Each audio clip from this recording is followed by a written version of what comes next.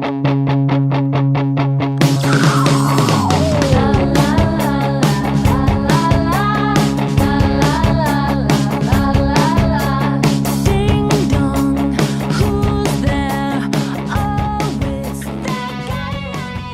you guys enjoyed that little intro. This right here is the iPhone SE first generation in this beautiful space gray color. We're going to be reviewing this phone in 2023, seeing what type of things are still working after almost 7 years since this phone came out. Now, this iPhone SE in particular is running iOS 9, which sort of makes it rare. We'll get into why that is in just a second, but just a quick look around the phone. It's in fantastic condition. This was an open box model. It did not actually come with the box itself, but it did come with a little plastic wrap, which I already took off, and the seller is actually still selling many of these on eBay. You guys can check it out in the description box below. I'm not paid to say this, but the seller does have a lot in inventory still. Feel free to check it out. It's pretty cheap, not too bad.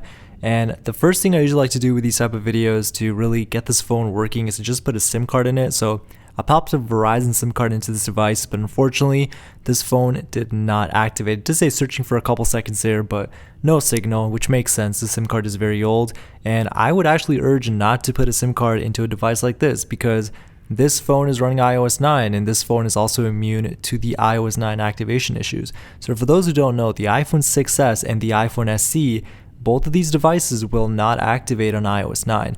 The problem is, we don't know. Apple will not publicly make a statement as to why this happens, but this issue only affects A9 Apple devices. So the A9 includes the iPhone SE and the iPhone 6s. So unfortunately, this device will not activate if you factory reset it, which is super weird. But fortunately, this device already came pre-activated, and that's what makes this phone pretty rare.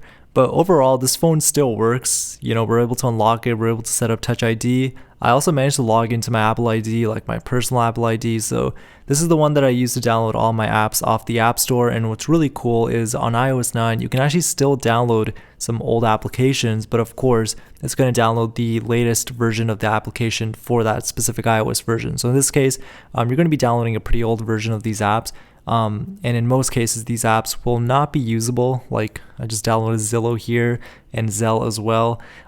These apps are not usable, and I highly do not recommend using any banking apps on outdated software. It's not a good idea. Now, overall, using this device really makes you realize just how small iPhones really used to be.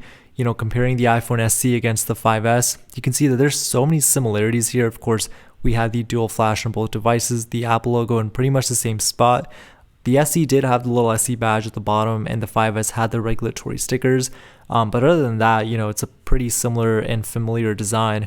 And of course, when we bring the iPhone 5 here, it's also a very familiar design here. And it's interesting that Apple pretty much stuck with this design for such a long time. It's a very iconic design, and it's nice to see that a lot of people are still using the SE today. If you think about it, the iPhone SE was really Apple's first ever budget smartphone. Of course, the iPhone 5C did come out a few years prior, but the iPhone 5C used the iPhone 5 specs, so it wasn't really a flagship smartphone, but this was the real deal. It was fast, it was snappy, everything was just buttery smooth with iOS 9. It's nice to see that we have this phone here running iOS 9 today.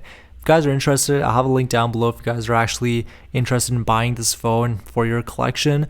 So feel free to check that out. But yeah, this was the iPhone SE first generation. Let me know what you guys think. Catch you guys on the next one.